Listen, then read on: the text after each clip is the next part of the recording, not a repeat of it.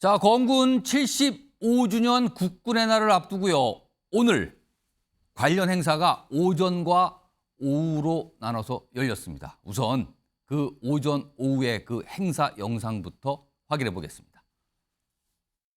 들어! 총! 총! 총!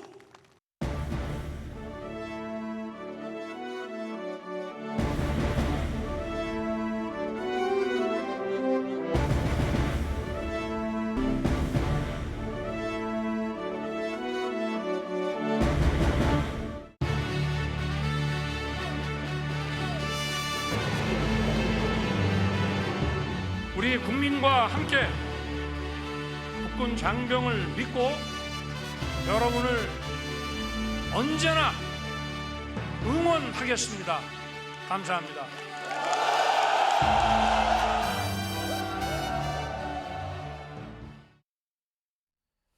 자, 오늘 정치와이드 첫 순서는요. 방금 보신 영상과 관련된 미니 인터뷰를 진행해 보겠습니다. 오늘 특별히요. 신범철 국방부 차관 모시고 국군의 날 행사의 의미를 짚어보겠습니다. 자, 신범철 차관님 나오셨죠? 예, 고맙습니다. 안녕하세요. 이 스튜디오 오랜만에 나오셨죠? 예, 한 2년 만에 나온 것 같습니다. 그때는 차관이 아니셨을 예, 때. 그때는 뭐 외교안보 전문가로서 예. 해설을 하기 위해 나왔는데 예. 지금 차관으로 나오니까 또 감회가 새롭습니다. 약간 좀 이 자리의 무게가 좀 달라지셨는데요. 알겠습니다. 자, 우선 오늘 오전 오후입니다. 오늘 오후 서울 도심에서 방금 전에 끝났어요. 군의 시가 행진이 있었는데요. 이 시가 행진 지금 10년 만에 열렸다. 이렇게 언론들 통해서 보도가 많이 됐거든요.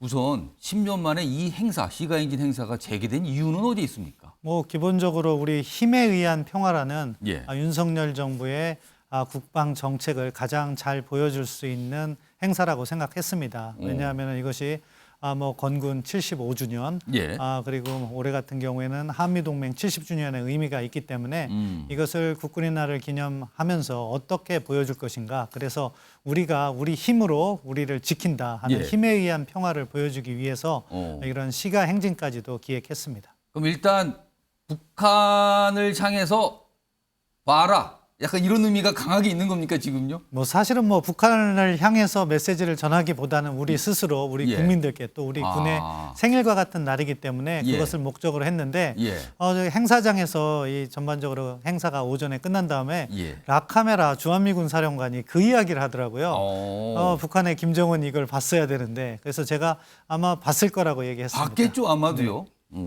그리고요, 좀 방금 전에 올해가 또 한미동맹 70주년이 되는 굉장히 이제 숫자상으로 의미가 좀 있는 해라서 여러 가지 분석들이 있는데 오늘 시가행진에 미군도 참여를 했습니까? 예, 그렇습니다. 미 8군 2사단의 스트라이크 여단이라고 있습니다. 예. 거기에서 300여 명이 이렇게 시가행진에 참여했고요. 예. 아까 MBN에서도 저도 오면서 봤는데 예.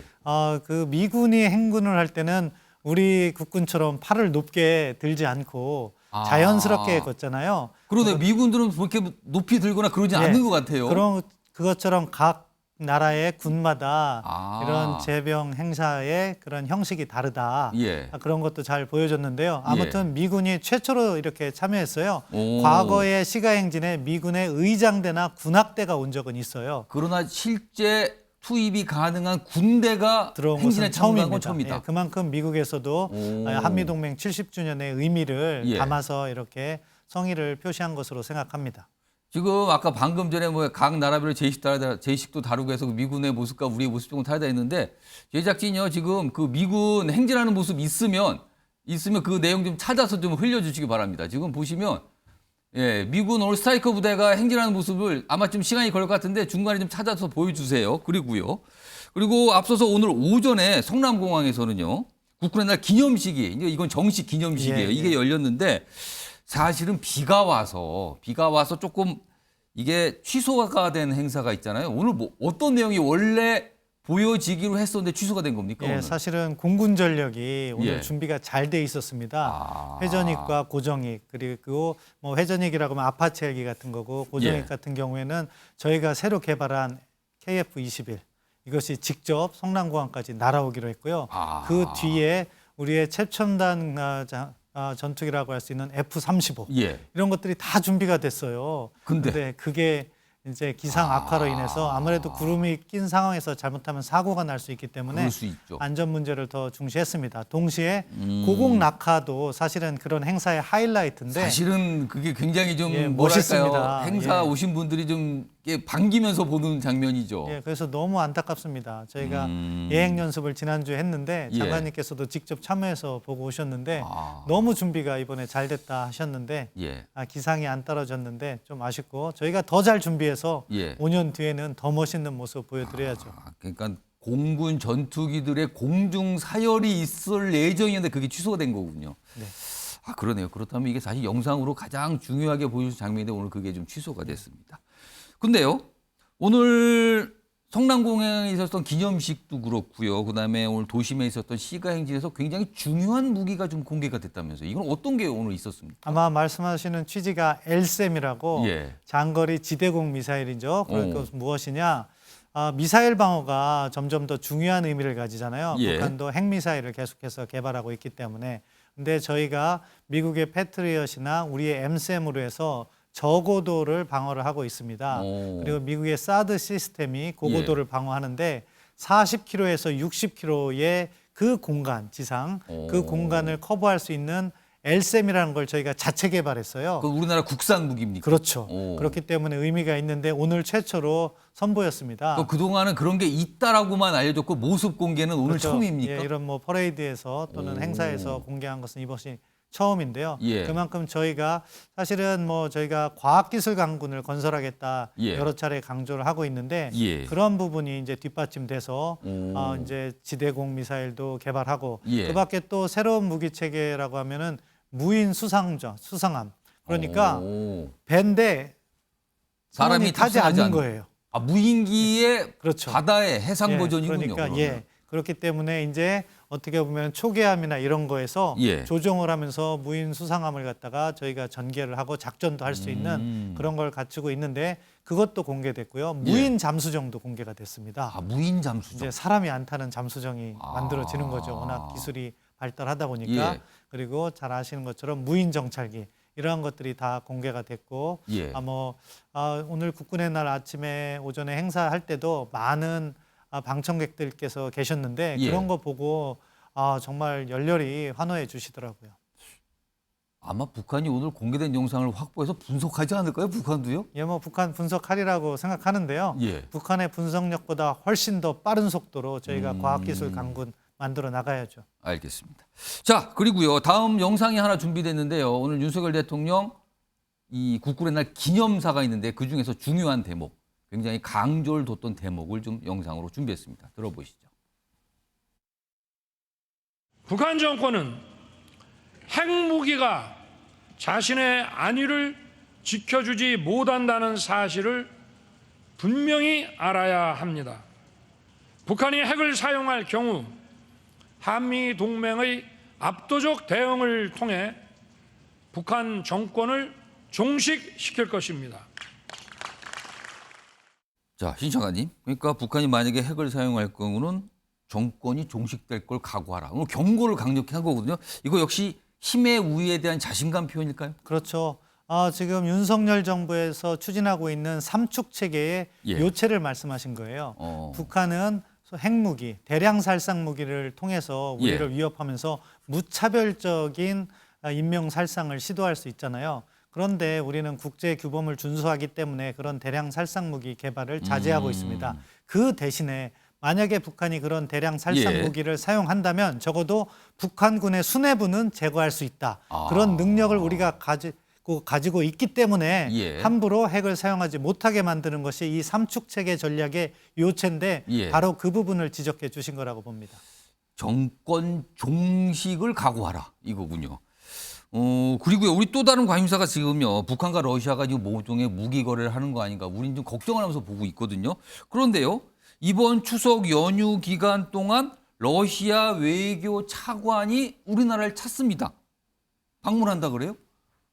뭘 설명을 하려고 오는 겁니까 지금? 어떻게 그러니까 좀 러시아 전망하십니까? 입장에서도 사실은 예. 북한과의 관계를 개선해 나가면서도 대한민국이라는 소중한 외교적 자산을 버릴 수가 없다는 걸 잘 아는 거죠. 우리도 여전히 신경이 쓰이는 그렇죠. 겁니까? 그렇기 때문에 사실은 정상회담에 앞서서도 크레물린 대변인이 이 정상회담 결과를 한국이 원하면 설명해 주겠다 이미 이야기를 했어요. 예. 그러한 설명의 일환이고 그렇기 때문에 이 한러 관계가 지금 당장은 뭐 악화되는 모습을 보이고 있지만 어떻게 보면 외교는 전에도 제가 이 자리에서 2년 전에 말씀드린 것 같은데 예. 외교는 스냅샷이 아니라 플로우다. 그러니까 어느 한순간을 잘라서 보는 것이 아니라 예. 전반적인 흐름을 봐야겠죠. 그런 측면에서 러시아도 우크라이나 전쟁 이후까지도 보면서 대한민국과의 관계는 중요하다는 인식을 하고 있는 것이고 또 저희도 러시아의 우크라이나 침공은 불법적이라는 것을 분명히 이야기하고 있지만 예. 그러면서도 또 러시아하고의 관계를 관리할 필요성이 있기 때문에 그런 양측의 입장이 조율된 것이 아닐까 조심스럽게 말씀드릴 수 있겠습니다. 러시아가 우리를 신경 쓴다면 사실 우리가 가장 원하는 거 무기 거래를 안 하면 되는데 그건 어떻게 그 가능성은 좀 어떻게 보십니까? 아마 무기 거래는 당장 우크라이나 전쟁을 하고 있기 때문에 예. 대한민국과의 관계에도 불구하고 자신들이 필요한 탄약이라든가 이런 것은 북한과 거래할 가능성이 높다고 보고 있고 그런 예. 부분에 있어서 저희도 한미 정보자산을 통해서 면밀히 관찰하고 있습니다. 아무튼 그러한 러시아의 잘못된 행동이 있다면 예. 그에 상응하는 조치로서 저희가 외교, 정보, 군사 또는 경제적 차원에서 예. 다양한 방안을 강구해야 되는 것이고 그럼에도 불구하고 한러 관계의 예. 어떻게 보면 최저 기준은 저희가 잘 만들어 나가면서 나중에 관계 회복해서 또 우리의 국익에 기여할 수 있는 방향으로 돌려놓는 노력은 계속해서 해야 된다고 봅니다. 알겠습니다. 오늘 뭐 국군의 날 행사 그리고 러시아 얘기 그다음에 여기에 곁들여서 북한에 관련된 우리의 경고 뭐 이런 것까지 좀 다뤄봤습니다. 오늘 말씀 여기까지 듣도록 하겠습니다. 지금까지 신범철 국방부 차관이었습니다. 고맙습니다. 감사합니다. 자, 정치와이드 이제 본격적인 주제를 가볼 텐데요. 오늘 사실은 뭐니 해도 이재명 민주당 대표 구속영장 실질심사를 받으러 법원에 가 있거든요. 지금도 진행 중인데 우선 이 법원 앞에 있는 취재기자 연결부터 좀 해보겠습니다. 지금 서울중앙지법에 홍지호 기자가 나가 있거든요. 홍지호 기자, 지금 영장 심사 상황 어떻게 진행되고 있는지부터 좀 설명해 주시죠. 오전 10시를 조금 넘어 시작된 영장 실질심사는 7시간 정도가 지난 지금까지도 진행 중입니다. 지팡이를 짚고 출석한 이 대표는 아무런 입장 표명 없이 법원으로 들어갔습니다. 구속영장 실질심사 받게 되는데 한 말씀 해주시죠. 법원에는 혹시 모를 사태에 대비하기 위해 경찰들도 곳곳에 배치된 상황입니다. 검찰은 1,500쪽이 넘는 의견서에 500장 분량의 PPT 자료를 준비한 것으로 알려졌습니다. 백현동 개발 당시 있었던 200억 원 배임과 쌍방울 그룹의 방북 비용 800만 달러 대납, 자신의 재판에서 위증을 강요한 혐의를 적용했는데요. 사안이 중한데다 증거인멸 우려도 큰 점을 강조할 것으로 보입니다. 반면 이 대표 측은 검찰 주장에는 근거가 없다며 혐의를 전면 부인하고 있습니다. 지금까지 가장 오래 걸렸던 영장심사 당사자는 지난해 말 서해 공무원 피격 사건의 서훈 전 청와대 국가안보실장이었습니다. 당시 10시간 5분이 걸렸는데 오늘도 자료가 많고 의견 차이가 큰 만큼 역대 최장시간 영장심사가 이루어질 가능성도 나오고 있습니다. 심사를 마치는 대로 이 대표는 서울구치소로 이동해 결과를 대기합니다. 영장 발부 여부는 이르면 오늘 밤, 늦으면 내일 새벽에 결정될 전망입니다. 지금까지 서울중앙지법에서 MBN 뉴스 홍지호입니다. 자, 그러니까 좀 시간이 더 걸릴 것 같다. 지금 이런 전망이 나온다는 거죠. 지금 현장 기자 연결해서 지금 법원 상황 앞에서 좀 전해드렸고요. 다음은요. 오늘 이재명 대표 병원에서 입원 상태였죠. 병원을 출발해서 법원에 도착했고 그리고 법원 안으로 들어갈 때 주변의 모습까지 영상으로 구성을 좀 했습니다. 보시죠.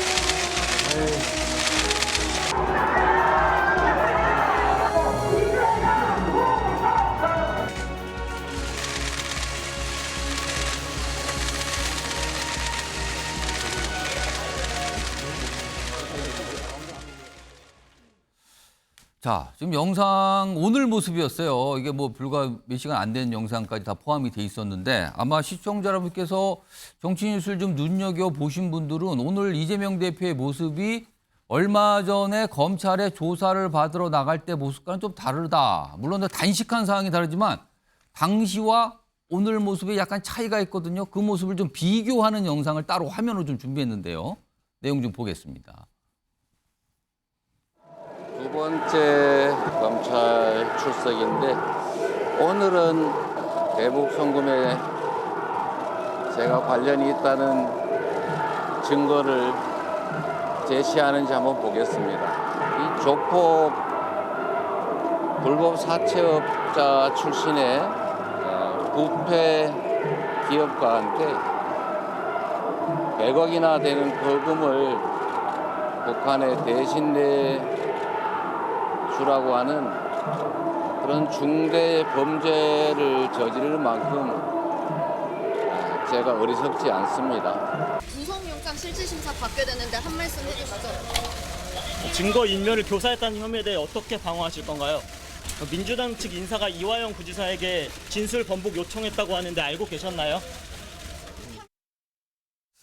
자, 정구택 변호사 나와 계신데요. 지금 뭐 민주당의 민주연구원 부원장 맡고 계신데, 사실 오늘은 질문에 아무 얘기를 안 했어요. 질문이 참 많이 나왔는데 아무 얘기가 없거든요. 그냥 그대로 들어갔고요. 근데 반면에 앞서 지난해 단식 중이지만 검찰 수로 받아 나갈 때는 역시 뭐 체력적으로 힘들지만 그래도 굉장히 많은 얘기 그 질문도 충분히 받았거든요. 오늘 묵묵부답의 의미는 뭡니까?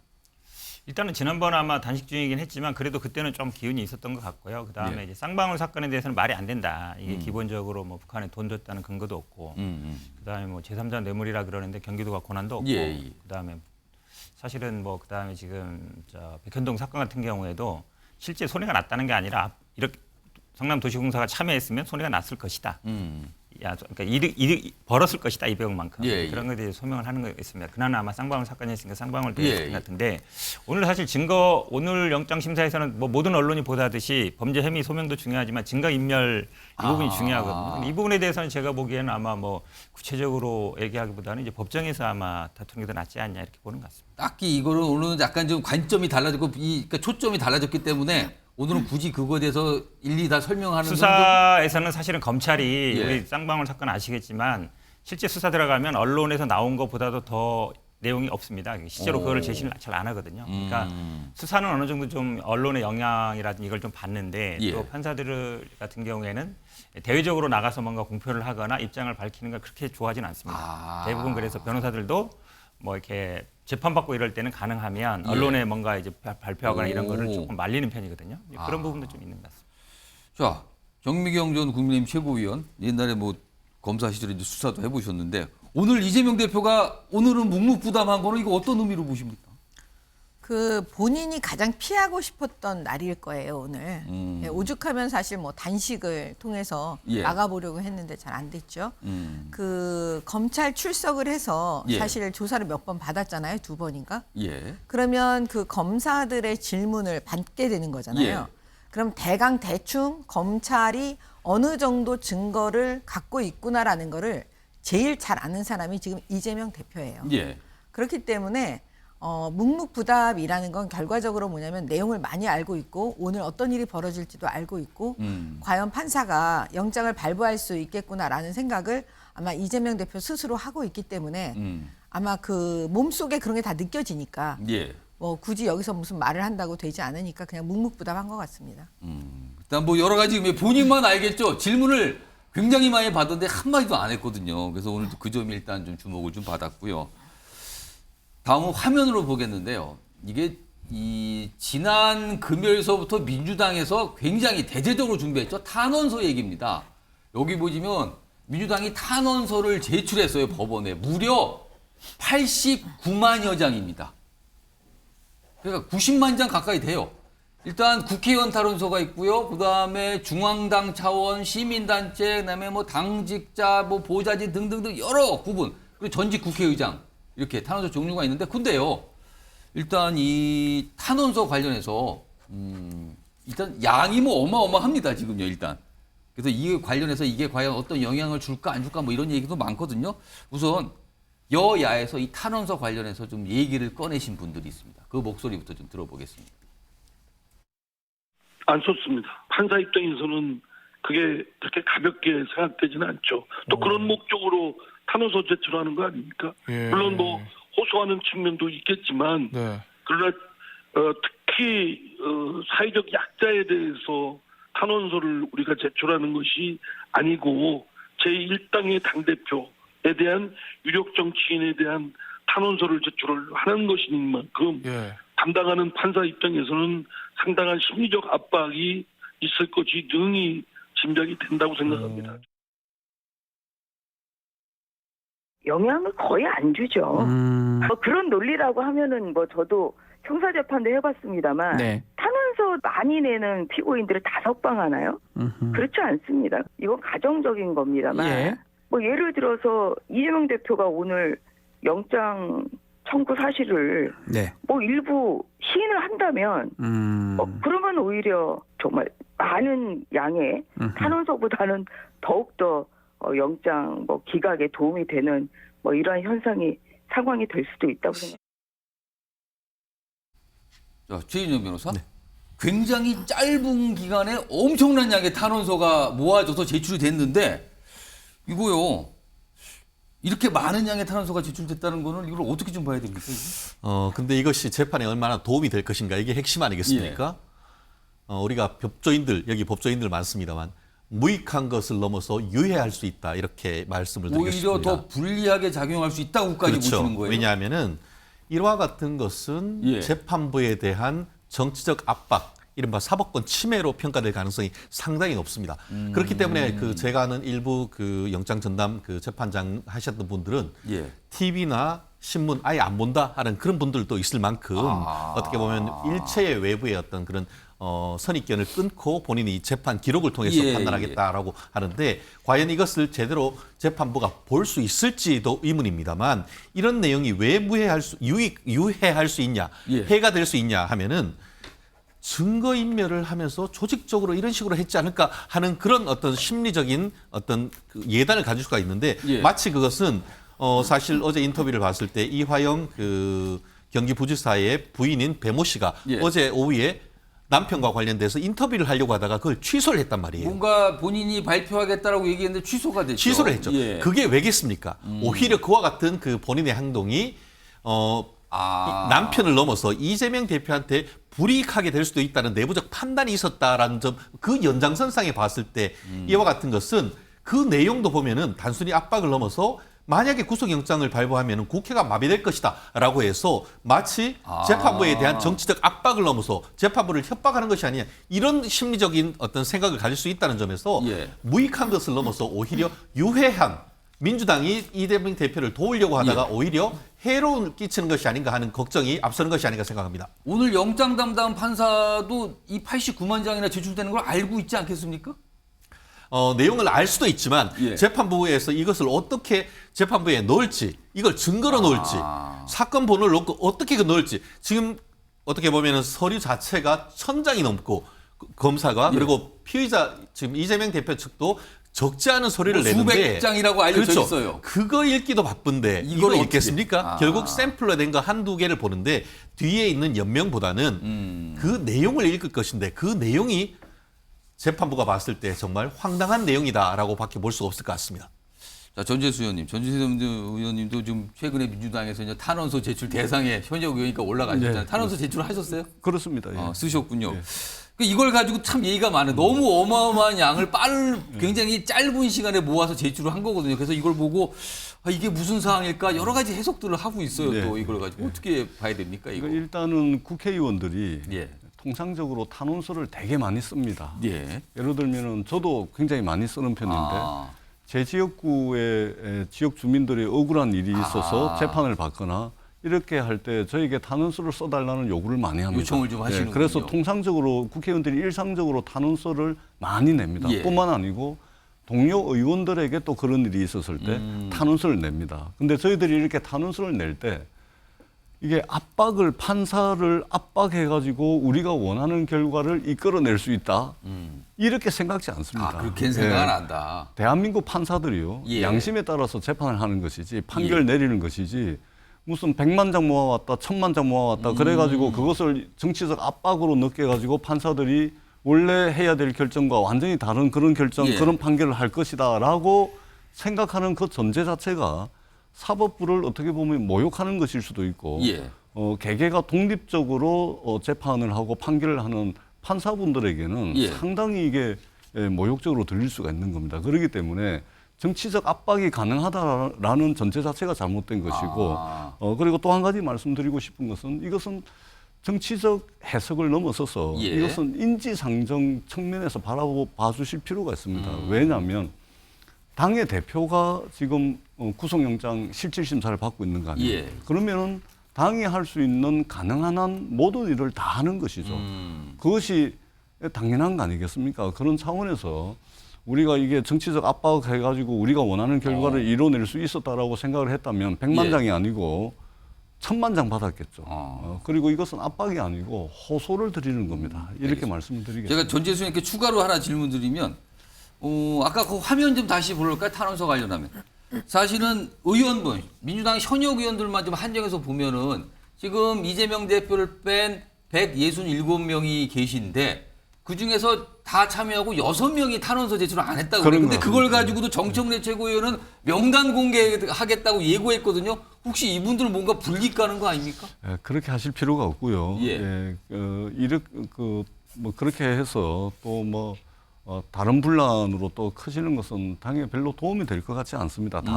다만 이상민 의원 같은 경우는 언론에 나와서 탄원서 내 안 썼다. 스스로 밝히셨어요. 스스로 밝혔잖아요. 그럼 이건 뭐냐면은 이분들은 이 탄원서 자체가 어떤 정치적 행위다라고 보고 있는 것이죠. 그렇기 때문에 아마 탄원서를 안 쓴 것 같은데, 근데 이것을 굳이 밝힐 필요 없이 추후에 자연스럽게 다 드러나게 되어 있습니다. 그러니까 애써 그렇게 하실 필요는 없을 것 같고, 이것이 또 사실은 이제 거의 대부분의 민주당 의원들이 탄원서에 동의를 했던 것은 뭐냐면 설사 가결표를 던졌던 의원들조차도 체포동의안 가결이 곧 구속을 의미하는 것은 아니거든요. 그렇기 때문에 대부분의 의원들이 탄원서를 내는데 동의했다라는 말씀을 드리겠습니다. 정근택 변호사께 제가 비슷한 질문 드릴 텐데 일단 화면 좀 다시 한번 띄워볼까요? 이번에 의원 부분이 아니고요. 이제 원외 민주당 인사분들 여기 보면 중앙당, 시민당 분들 특히요.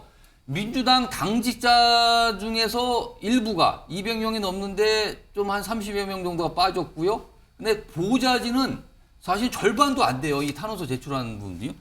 근데 이분들 또 혹시 또 이름이 또 알려지거나 이러면서 또 불이익을 간다 어쩐다 막 논란되는 거 아닙니까? 혹시 또 그럴 리는 없고요. 사실은 민주당 당직자는 아니죠. 지금 보좌진들 중에는 당원이 아닌 분도 많습니다. 예전에 우리 당내에서 그게 논란이 됐었어요. 어떻게 의원 보좌관 하면서 입당을 안 하냐? 근데 왜 우리한테 입당 강요하냐? 이런 게 있어서 의원보다는 이제 보좌관들은 아무래도 그 당에 대한 어느 정도 소속감이 강한 편은 아니다라고 보고요. 지금 저도 이상민 의원이 굳이 저렇게 말할 필요 없다고 봅니다. 왜 그러냐면 그 가결에 찬성하신 분들도 다 이런 얘기 했어요. 우리가 가서 심사를 받으라는 것이지 구속하라는 건 아니다. 이렇게 얘기했거든요. 그 전에 약속 지켜라. 본인이 심사 받겠다고 했으니까 심사 받아야 된다. 이렇게 말씀하셨단 말이죠. 그러면 굳이 얘기할 필요가 있나 이렇게 말씀드리고 저도 사실은 지난주 토요일날 일요일날 그 모란 시장에서 서명을 받아봤거든요. 토요일날은 장날이 아니었는데 일요일날은 장날이었어요. 줄 서서 해요. 그날 하루만 3,000명 이상 받으셨어요, 그날? 3,000명 이상 받았어요. 근데 탄원서라는 게 일일이 다 손으로 쓰는 게 아니라 연명으로 받는 겁니다. 한 장에 10명이나 15명 이렇게 쓰는 거라서 정말 생각보다 많이 쓰더라. 처음에는 제가 책상을 하나만 폈거든요. 부족해서 2개 펴고 나중에 3개 펴고 4개까지 폈어요. 그러니까 그만큼 어찌 보면 국민들이 이 부분에 대해서 좀 너무한다 이런 생각을 갖고 있는 것이고 그거를 판사들이 물론 명단이야 보겠죠. 얼마 몇 명 들어왔냐 보겠지만 그걸 정치적 압박으로 생각하겠습니까? 그리고 형사재판하는 변호사들은요. 대부분 물론 직접 하진 않습니다만 실무를 통해서 탄원서 쓰는 일이 아주 흔한 일입니다. 정치인뿐만 아니라 많이 한다. 많이 합니다. 대부분 영장 심사뿐만 아니라 실제 재판에서도 탄원서 받는 일이 특히 가족이나 지인이나 주변 사람들한테 항상 얘기합니다. 많을수록 좋습니다. 알겠습니다. 제가 보기엔 그거는 상식적인 일이에요. 근데 제가 볼 때는요. 이 탄원서 100만 장을 쓰고 200만 장을 써도 별 의미가 하나도 없어요. 사실 그 판사들은 정치인들이 쓰는 탄원서는 다 정치적으로 해석을 해버리기 때문에 전 중요하다고 보지 않고요. 그다음에 90만 명이 뭐 그거 뭐 신분 다 확인하고 한 것도 아니기 때문에 중복될 수도 있고 90만 명이 단 90만 명이라고 생각 안 하고요. 지금 저는 그게 아니라 이걸 눈여겨보고 있습니다. 민주당 의원실 보좌관들한테 보니까 지금 30% 그렇죠. 3분의 1도 사실은 뭐 절반도 안 됐어요, 사실. 네, 탄원서 안 쓴 거거든요. 당원이든 당원이 아니든 이들은 민주당을 걱정하는 사실은 젊은 층의 보좌진들이에요. 근데 이 사람들이 왜 탄원서를 요거밖에 안 썼을까요? 그거는 이재명 대표가 사실은 구속되고 법의 처벌을 받는 게 어떻게 보면 민주당의 미래를 위해서 맞다라고 객관적으로 생각할 수 있는 그런 지표를 어떻게 보면 보여준다. 저는 그렇게 봅니다. 그렇게 생각하는 게 아닌가. 잠깐만요. 네. 말씀하셨어요. 지금 약간 어떤 본인이 분석을 해주신 거예요. 이번 전재수 의원님. 아니 사실관계 제가 그냥 뭐 말씀 안 드리고 넘어가려고 하다가 이 사실관계를 좀 그 두 번이나 이제 말씀이 나왔기 때문에 좀 잡아야 돼요. 보좌관 숫자 이제 말씀을 하시는데요. 이번에 당에서 보좌관들 이제 탄원서를 받았던 것은 국회의원회관에 근무하는 보좌관들입니다. 국회의원회관에 근무하는 보좌관들은 대개의 경우 지역구에 내려가 있는 보좌관들이 많거든요. 그 비율이 한 의원실별로 다 틀리긴 한데 한 5대5 정도로 보면 되고요. 그리고 더 중요한 것은 각 시도당과 중앙당에 문자 메시지를 통해 가지고 온라인 탄원서를 접수를 했습니다.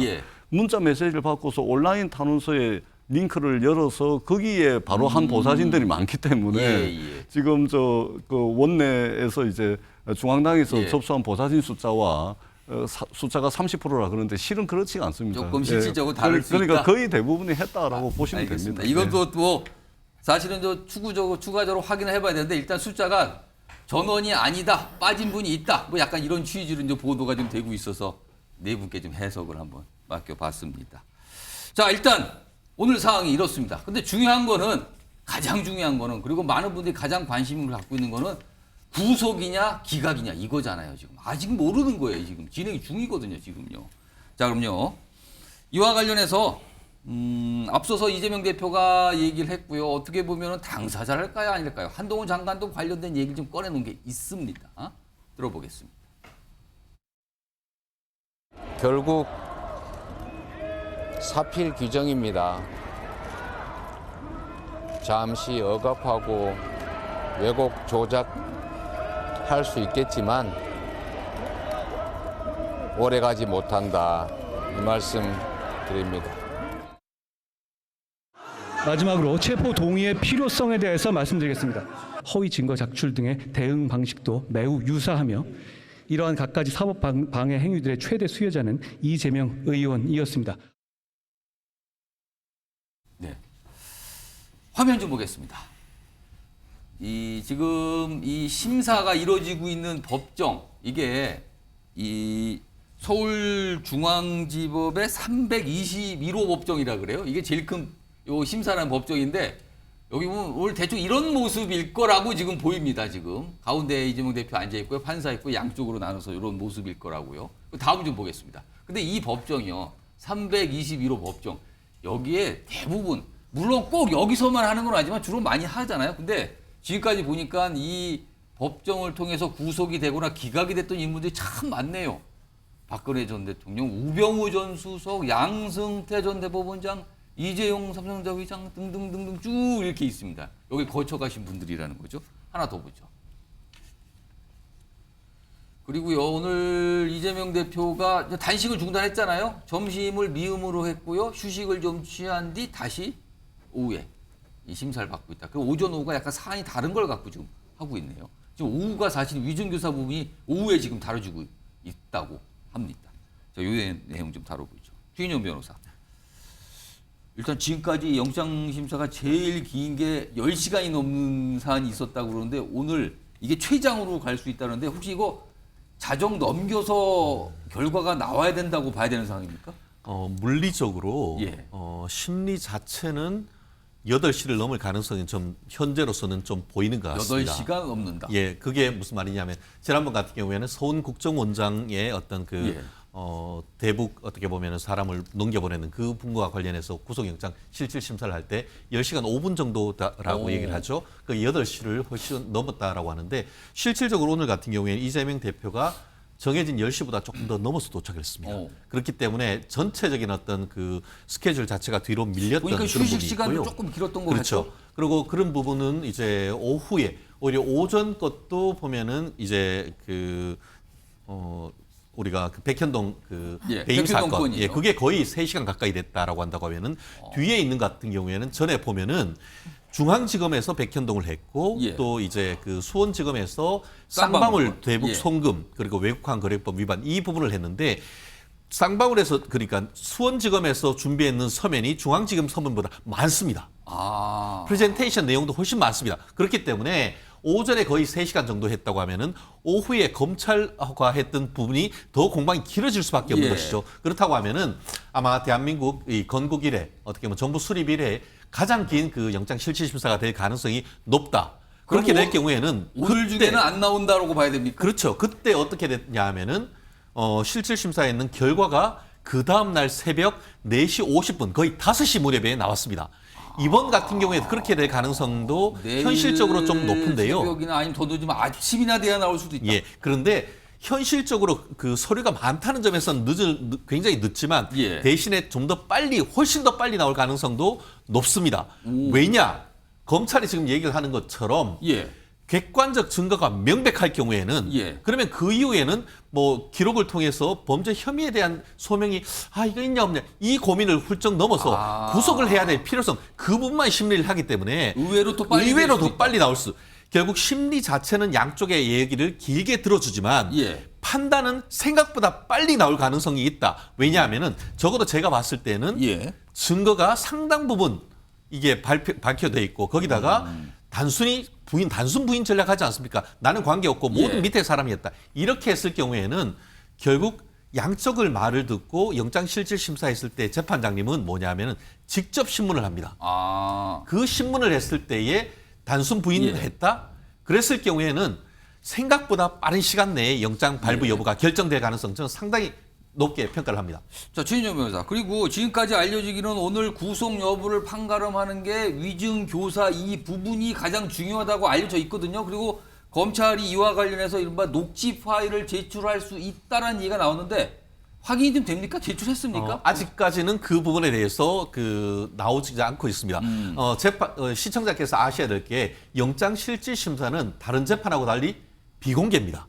그렇습니다. 비공개입니다. 그러다 보니까 안에서 뭐가 이루어지고 있는지를 알 수가 없어요. 나중에나 돼야서. 그래서 이제 나오는 사람들한테 후문을 들어서 이게 그와 같은 녹취록만 보여준 것이 아니고 실질적으로 이재명 대표가 전화를 걸어서 했던 녹취록을 재생하는지 여부도 확인해야 되는 것 같은데요. 그런 것까지 아직 몰라요 지금. 결국 지금 만약에 제가 이재명 대표의 변호인이라고 한다고 하면은 그 어떤 증거를 부동의해서 이른바 위법 수집 증거에서 트는 것 자체를 금지시킬 가능성도 없지 않은데요.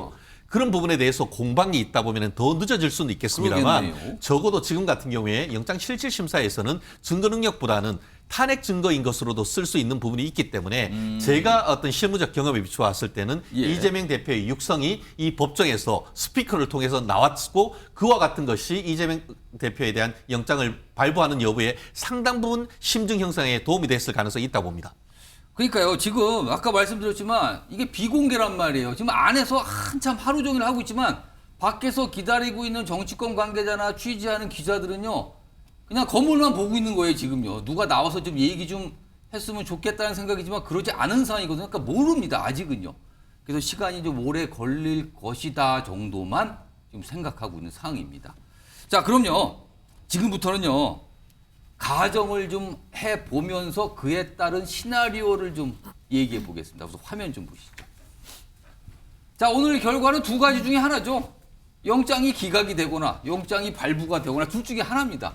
자, 여기서 관심사는 그 이후에 각각의 경우에 어떤 일이 과연 민주당과 민주당 주변에서 벌어질 것인가 이겁니다. 우선 영장이 발부되는 거, 이거 구속이 되는 거잖아요. 그럼 구속이 되면 과연 어떤 일이 일어날지 이거 정미경 전 최고위원하고 전재수 의원님께 있던 이 가정에 대해서 어떤 일이 일지 한번 얘기 좀 해보겠습니다. 우선 정미경 전 최고위원, 이 경쟁 정당, 옆집 정당 상이긴 하지만 만약에 이재명 대표에 대해서 영장이 발부가 돼서 구속이 됩니다. 그럼 무슨 일이 벌어질 것 같습니까? 그러면? 지금 그 예고편을 다 보여주고 있어요. 만약에 그 구속이 되면 정청래 최고위원이 이미 얘기하지 않았습니까? 예. 옥중 공천, 옥중 결재. 그다음에 유시빈 전 의원도 다 얘기했습니다. 뭐 기싸움에서 이겨야 된다 그러면서 뭐 힘내라, 뭐 제명아 막 이렇게 얘기하고 예. 있잖아요.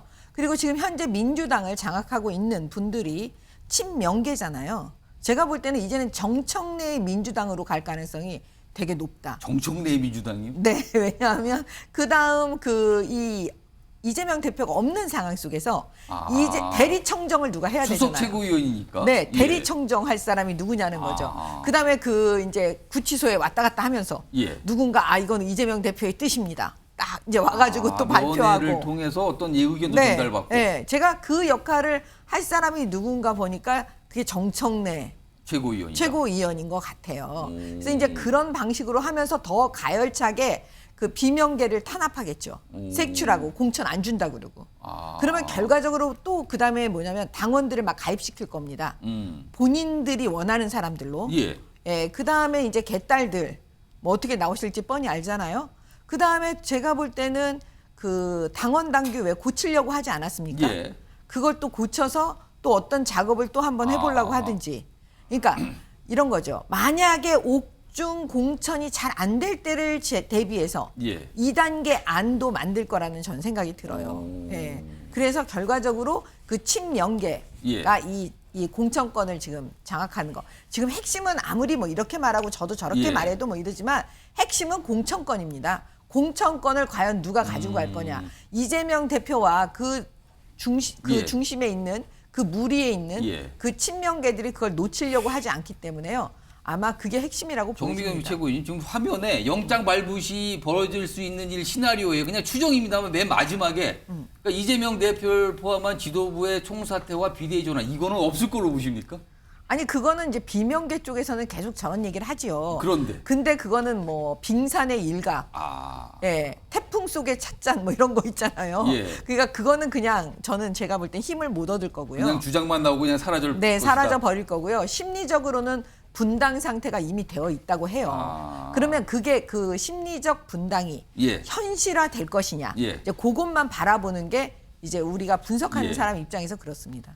자, 지금까지 정미경 최고위원은 이제 옆집 정당에서 바라본 구속 시 상황을 좀 뭐 여러 가지 시나리오 전개를 해 주셨어요. 이번에는요. 어떻게 보면 당사자라고 할 수 있는 전재수 의원님, 민주당 소속이시니까요. 만약에 영장이 발부돼서 구속 상태가 되면은 민주당에서는 어떤 상황이 전개될 거로 좀 봐야 됩니까? 이 가정입니다. 예, 가정이죠. 뭐 예단할 수는 없겠지만 조금 전에 이제 정미경 의원님 말씀 잘 들었습니다. 바로 저 말씀이 국민의힘이 바라는 거 아니겠습니까? 국민의힘 소망을 말씀하신 것 같다 지금. 국민의힘 바라는 거 없어요. 소망 알겠습니다. 그럼 소망은 소망이고 실제는 어떤 일이 일어날 것 같습니까? 민주당이 뭐 한도 끝도 없는 내부 분열과 내부 갈등을 통해 가지고 6개월 뒤면 총선인데 총선도 제대로 치르지 못할 정도로 완전히 망가지기를 이제 아마 이제 그렇게 바라시는 것 같은데 당분간은 큰 혼란은 불가피합니다.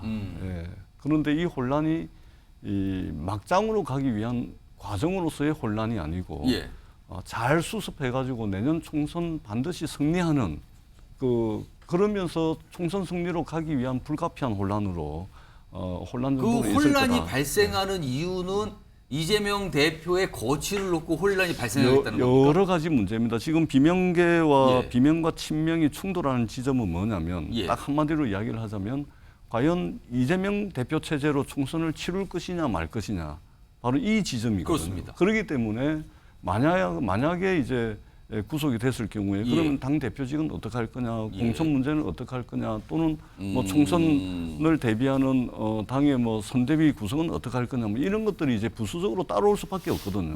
그런 걸 가지고서 아마 큰 혼란이 있을 겁니다. 혼란이 없을 수가 없죠. 그러나 적어도 그러한 혼란을 거쳐서 저는 결국은 야당이 제대로 하지 못하면 지금 윤석열 정부가 뭐 하나 지금 제대로 하고 있지 못하지 않습니까? 우리가 이제 경제 지표상으로 경제가 어렵다고 이야기를 하는데 제가 이 동네 골목을 다니다 보면 우리 국민들이 느끼고 있는 체감 경기는 최악입니다. 그렇기 때문에 이런 것들을 위해서라도 제대로 좀 수습을 해서 총선에 승리할 수 있는 그런 지혜로운 지혜를 모을 것이다. 저는 그렇게 생각합니다. 그럼 제가 추가 질문 드리면 혹시 이재명 대표가 구속이 된다면 시간이 좀 흐른 뒤에 민주당이 이른바 비상대책위 체제로 가겠습니까? 아니면 그럼에도 불구하고 이재명 대표 체제로 쭉 진행이 돼서 총선을 치르겠습니까? 제가 구체적으로 말씀을 드릴 수는 없지만 분명한 것 한 가지는 총선에서 이기기 위한 그런 지혜가 모일 것이고 그리고 그 지혜를 통해서 비대위가 됐건 또는 이재명 대표 체제가 됐건 선택이 될 것이다. 그렇게 생각합니다. 그건 열어뒀지만 아무튼 총선의 승리를 위한 어떤 합의가 모일 것이다. 그렇습니다. 혼란은 있지만 합의가 될 것이다. 이런 전망이시네요. 좀 조심스럽게 좀 말씀해 주신 것 같은데요.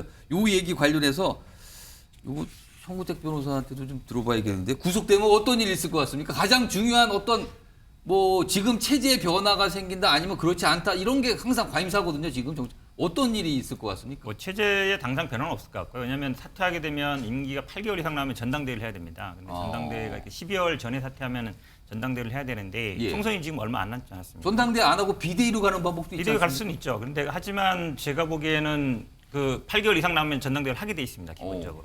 그 이내 남았을 때는 비대위로 갈 수 있기 때문에 그러면 사실은 총선을 얼마 안 나놓고 전당대회를 한다. 전당대회를 하면 어찌 보면 편이 확실히 갈리거든요. 그건 또 내분처럼 비춰질 수도 있는 거고요. 제가 보기에는 오히려 지금 자꾸 옥정공청 얘기하는데요. 지금 구속 기간이 계속 내년 2월까지 진행되는 건 전제로 하는데 구속되더라도 적부심도 있고요. 그다음에 보석 청구도 있고 석방 여부는 모르겠습니다만 여러 가지 방법이 있습니다. 그렇기 때문에 그거는 계속될 건 아닌 걸로 보고요. 근데 이제 만약에 12월 넘어가면은 결국 선대위라든지 넘어가는 것이 아니겠습니까? 그렇습니다. 그렇죠. 그러니까 자연스럽게 저는 아마 그런 방식으로 해결될 가능성이 더 높다 이렇게 보고 있습니다. 이거 송구택 변호사한테 추가 질문 하나 드렸는데 이거 지금 변호사이시니까 지금 일각에서 만약에 이재명 대표가 구속이 될 경우에 국회에서 석방 요구를 하면은 회기 중에는 또 석방이 된다면서요, 그게. 근데 그거는 그러기 위해서는 회기가 계속 연장이 돼서 비회기가 없어야지 계속 석방 상태에 있는다면서요. 그거는 저는 높지 않다고 봐요. 왜 그러냐면 지금 이번에 정기국회가 12월 초면은 끝나죠. 끝나지 않습니까? 그때까지는 안 되는 거예요. 그 이후에 되는 거기 때문에. 그 이후에 새로 또 임시회를 열어야 되고 또 표결을 해야 되기 때문에 그러면 이제 12월 넘어까지 간다는 걸 전제하는 거라. 그 전에 예를 들어서 적부심 가능성보다는 이제 보석 가능성이 크다고 보는데 그렇게 하는 방법이 더 낫지. 사실은 그랬을 경우에는 오히려 좀 특혜 아니냐 그렇지 않아도 지금 구속도 이 체포 동의안조차도 지금 특혜 아니냐 이러고 있는데 이거는 사실은 근데 법에는 있는 제도입니다. 예전에도 그런 적도 있고요. 근데 지금 정기국회 기간 중이기 때문에 이걸 끝나야 할 수 있는 거라서 제가 보기에 그럴 가능성은 높지 않다라고 보고 아니 이거는 헌법 교과서에 나와 있는 건데요. 그 비회기 때 체포나 구속이 되면 국회의원이 그 체포 동의 여부에 대해서 동료 국회의원들 그 특권을 사용하지 못했잖아요. 그랬을 때, 그러니까 비회기 때 체포 구속된 사람이 비회기 때 체포가 됐으면 그러면 이제 회기가 돌아와요. 그럼 회기가 돌아오니까 다시 석방 요구를 하면 해줄 수 있다. 그래서 지난번에 왜 패널들이 나와갖고 이재명 대표에 대해서 아니 왜 검찰이 비회기 때 해라, 비회기 때 해라. 이게 바로 그 지점 때문이에요. 근데 이번에는 이미 회기 중에 체포 동의 이거 가결이 됐잖아요. 이런 분에 대해서는 다시 한번 이 사람에 대해서 석방 요구를 한다. 이거는 불가능한 얘기입니다. 또 해석이 아까 그렇게 보신다는 거죠. 아니 헌법 체계 취지입니다. 알겠습니다. 자, 그러면 요거 약간 다른 얘기를 했는데 최진영 변호사께 만약에 이재명 대표가 구속될 경우는 어떤 시나리오가 어떤 일이 벌어질 것 같다. 저는 어떤 생각이 드냐면은 어떻게 보면 대표단의 총사퇴가 이루어질 수밖에 없는 상황이 아닌가. 한마디로 오늘 오후에 지도부 총사퇴. 오늘 오후에 지금 원내대표단이 꾸려졌지만 그 또한 3일 천하로 끝날 가능성이 상당히 크다. 사실 제가 이 그 방송에 오기 전에 중앙지방법원 앞을 일부러 한번 지나와 봤습니다. 그랬더니만 어제 같은 경우에는 한 10,000명 정도까지 올 것이다 라고 해서 지금 신고를 했고 거의 2,3,000명 넘는 경찰 인력이 다 왔습니다. 그런데 오후에 제가 한 4시 정에 들어올 때는 적어도 제가 봤을 때는 50명도 채 되지 않은 사람들이 있는 걸 봤습니다. 생각보다 많지 않았다는 겁니까? 물론 오늘 오후에 보면 한 4,500명 가까이 왔다라는 얘기도 있습니다만 그만큼 기각을 외치는 영장 기각을 외치는 이른바 개딸이라고 할 수 있는 이재명 대표에 대한 적극적 지지층이 생각보다 그렇게 많지는 않다는 거예요. 결국 지금 같은 경우에는 당에서 구속된다 하더라도 당무를 계속하고 심지어는 옥중 공천까지 한다라고 하지만 만약에 구속됐을 경우에는 정치적 성향이 확 바뀔 가능성이 높다라고 저는 예측을 합니다. 그렇기 때문에 지금으로서는 버틴다고 하지만 버틴다고 그게 국민의 어떤 따가운 시선을 계속 버티기는 어렵다고 봅니다. 그렇다는 점에서는 오히려 지도부 총사퇴를 통해 가지고 빠른 시간 내에 어떻게 보면은 전당대회를 통해 가지고 어떤 그 완전히 어떤 지도부를 구성하는 그 전략이 오히려 민주당에 맞지 않을까 생각을 합니다. 자, 그러면 이번에는 반대 경우로 한번 가정을 해서 시나리오를 보죠. 화면 다시 한번 불러오겠습니다. 자, 오늘 구속영장 심사를 통해서 영장이 기각이 됐어요. 이걸 가정해 보겠습니다. 그렇다면 어떻게 되는가? 일단 저기 시나리오 몇 가지 있는데 뭐 이재명 대표 체제가 강화될 것이다. 그다음에 여권을 향한 투쟁 수위가 상승할 것이다. 그리고 동시에 비명계, 예를 들어 뭐 가결표를 던진 의원들한 색출이 더욱더 강화될 것이다. 뭐 등등등 여러 가지 뭐 시나리오들이 있어요. 거론됩니다만 이 얘기 좀 해보겠습니다. 우선 이거 전재수 의원님. 기각이 되면 민주당 내에서 이제 어떤 일이 벌어지는 겁니까? 일단 민주당보다 윤석열 정부와 국민의힘이 큰일 나겠죠, 일단은. 바라는 게 아니게 된 거다. 왜 그러냐면 이게 사실은 대통령 선거 이후에 지금 근 2년 동안 수사의 규모라든지 수사 대상이라든지 수사의 강도라든지 수사의 범위라든지 이런 것들을 보게 되면 헌정사의 유례가 없습니다. 검사와 검찰 수사관 그리고 수사 보조 인력까지 합치면 여러 수백 명을 말하자면 이 국민 세금으로 월급 받는 분들입니다. 검찰 공무원들이에요. 여러 수백 명을 동원을 해가지고 근 400군데 가까운 압수수색을 통해 가지고 이렇게 했는데 만약에 기각이 됐다. 물론 이제 영장실질심사가 기각이 됐다 그래가지고 최종적으로 재판에서 무죄가 나온다는 것은 아니긴 하지만 그런데 검찰이 1600쪽의 의견서까지 제출을 했는데 거의 재판 수준이에요. 그랬는데 만약에 기각이 됐을 경우에는 윤석열 정부가 정부 출범하고 난 뒤에 예를 들면 기재부가 무슨 성과를 냈다는 이야기를 들어봤습니까? 산자부가 성과 냈다는 이야기 들어봤습니까? 대통령실이 성과 냈다는 이야기 들어봤습니까? 오로지 검찰을 통해 가지고 말하자면 검찰공화국적 성격의 일만 쭉 해왔는데 근데 이게 만약에 기각이 돼버렸다.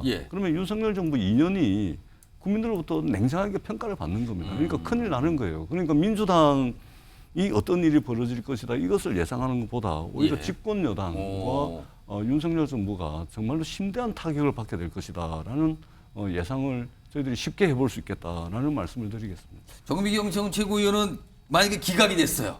그럼 뭐 다시 이재명 대표 나오는 건데 어떤 일이 생길 것 같습니까? 아니 뭐 정상적인 나라잖아요, 대한민국이.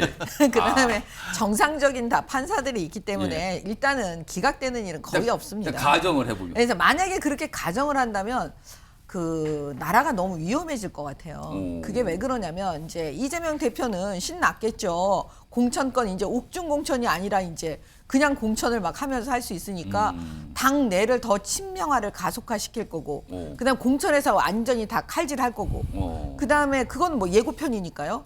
그다음에 뭐냐면 민생이 아니라요. 오로지 이제는 윤석열 정권하고 싸우겠다. 공세가 더 그렇죠. 투쟁 모드가 완전 장난이 아닐 거고요. 그다음에 검찰하고 맨날 싸우겠죠. 또 그다음에 본인이 지금 재판을 줄줄이 받아요. 있죠. 지금 그다음에 재판입니다. 이게 기각된다고 그래서 그럼 수사를 안 받느냐? 그것도 아니에요. 수사도 줄줄이 받아야 돼요. 기소가 되겠죠, 이것도. 그러면 어떻게 되겠어요? 민생은 그냥 날아가는 거예요. 맨날 이재명 대표는 수사 받으러 가면서 검찰 욕해야죠. 뭐 재판 받으러 가면서 맨날 얘기하죠. 모든 언론은 이재명 대표 기사만 계속 나와야죠. 우리는 방송에서 맨날 얘기해야죠. 그러면 진짜 대한민국은 어디로 가는 겁니까? 민생은. 제가 볼 때는 그런 일 없습니다. 알겠습니다. 그럼 다음에 두 분께도 지금 성근택 변호사하고 최인영 변호사 나오시는데 제가 비슷한 얘기일 수도 있을 것 같아서 한 1분씩 드릴 테니까 기각되면 어떤 일이 벌어질 것 같습니까? 지금 뭐 두 분이 말씀하신 대로 어쨌든 검찰이 그동안 1년 반 집권 동안 한 게 뭐 있냐 윤석열 정부에서 한 게 없다. 근데 결국 이것도 제대로 못했다고 나오겠죠. 일단 검찰 수사에 대한 비판이 그렇죠. 당연히 나올 수밖에 없는 것이고 물론 이제 뭐 기각이 무죄고 뭐 구속이 유죄는 아닙니다만 우리나라는 그렇게 인식돼 있거든요. 검찰이 그렇게 하고 있는 거고 원래 사실은 불구속 재판입니다. 무죄 추정 원칙에 있는 것이고 근데 그게 잘 안 지켜지고 있죠. 그러니까 이제 구속시키려고 어떻게든 하는 것인데 근데 예를 들어서 검찰이 이게 이번에 만약에 불구속이 된다 그러면 그럼 더 수사를 안 캐느냐? 저는 그렇지 않을 거라고 봐요. 윤석열 정부가 할 수 있는 게 저는 검찰권을 행사해서 야당 대표라든지 아니면 야당 의원들을 수사하는 거 말고는 없다. 실제로 뭐 민생 말씀드리지만 민생에 대한 1차적인 책임은 집권 여당이 있는 겁니다. 근데 하는 게 없어요. 우리가 맨날 나와서 지금 검찰 수사 얘기하는 것처럼 사실은 모든 판단을 지금 다 서초동 판사 검사한테 맡겨놓고 있는 겁니다. 실은 뉴스 중에 대부분도 그러지 않습니까? 불행한 일이죠. 정치 자체가 실종된 거예요. 그 상황이 저는 앞으로도 계속 갈 수 있다. 그건 당연히 제가 보기엔 집권 여당, 특히 윤석열 대통령이라든지 검찰의 책임이지 야당의 책임은 아닙니다. 혹시 민주당 내에서 이른바 색출 작업이 더 그냥 강해지는 거 아닙니까 혹시? 뭐 색출, 왜냐하면 무기명 투표지 않습니까? 본인 스스로 그걸 밝히는 지금 사람 색출하겠다고들 어떻게 밝혀요? 얘기하잖아요, 지금요. 밝힐 방법이 없어요. 본인 스스로 밝히는 하지 않는 한은 밝힐 방법이 없고 사실은 뭐 본인이 지금 밝힌 분들도 뭐 징계해야 된다 그러지만 또 뭐 지금 뭐 다선 의원이라든 이런 분들은 해당이 아니다라고 얘기하고 있는 거거든요. 그러니까 사실은 밝히는 분들은 제가 보기 오히려 떳떳하다고 봐요. 본인의 소신을 밝히는 거니까. 근데 표는 뭐 29표에서 39표 나왔다 그러지만 밝힌 분들은 뭐 몇 분 안 되거든요. 다른 분들이 오히려 안 밝힌 분들이 더 혜택을 볼 수 있는 상황이 되는 거예요. 밝힐 방법이 없어요. 무기용 투표지 않습니까? 본인이 뭐 스스로 인정하지 않는 한. 그러면 제가 보기에는 이거를 뭐 색출한다. 이거 제가 성립이 안 된다고 보고 있습니다. 자, 최인영 변호사 지금 방금 말씀하시는 중간에 이 무슨 사이트 홈페이지 하나가 생겼어요. 무슨 수박 아웃 이런 표시가 있는 수박아웃.co.k라 그래요. 그 홈페이지 이름이. 그런 것까지 하면서 거기에 이제 뭐 의심을 받고 계신 의원들 얼굴들 막 이렇게 나와 있거든요. 이거 기각되면 어떤 일 생길 것 같습니까? 저거 명백한 이른바 사이버 명예훼손에 해당이 될 수가 있습니다. 비방의 목적이 명백한 건 아니겠습니까? 뭐 비방 차원이 아니라 뭐 어마어마합니다. 그렇죠. 그렇기 때문에 저와 같은 것들이 만에 하나 나중에 뭐 가정적으로 분당이 되거나 해서 지금 이른바 비명계 의원들이 형사 고소를 하면은 사실 저 정도의 어떤 글 같은 경우에는 형사적으로 상당한 어떤 처벌 수익이 높을 수가 있기 때문에 지금 굉장히 격정적으로 저와 같은 일을 하지만 과연 저와 같은 홈페이지가 얼마나 지속될지에 대해서는 상당히 저 자체가 문제라는 거죠, 의문이다라고 제가 말씀을 드릴 수 있고 나아가 지금 영장이 기각될 것이냐라고 얘기를 했었는데 가정적으로 얘기했습니다만 지금 속보를 봤더니만 영장이 발부될 가능성이 점점 좀 높아지고 있다라고 저는 분석을 하는데요.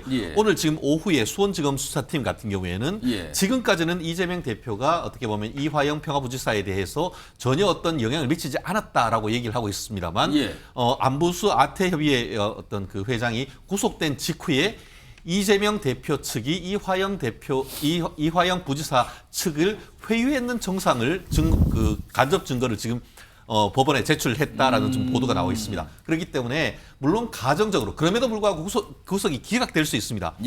만약에 정말 기각된다 하면은 정말 저도 상상하기 어려운 일들이 벌어질 가능성이 높을 것 같은데 친명이 계속 가서 결국 대선까지 또 그럴 가능성이 있지 않겠습니까?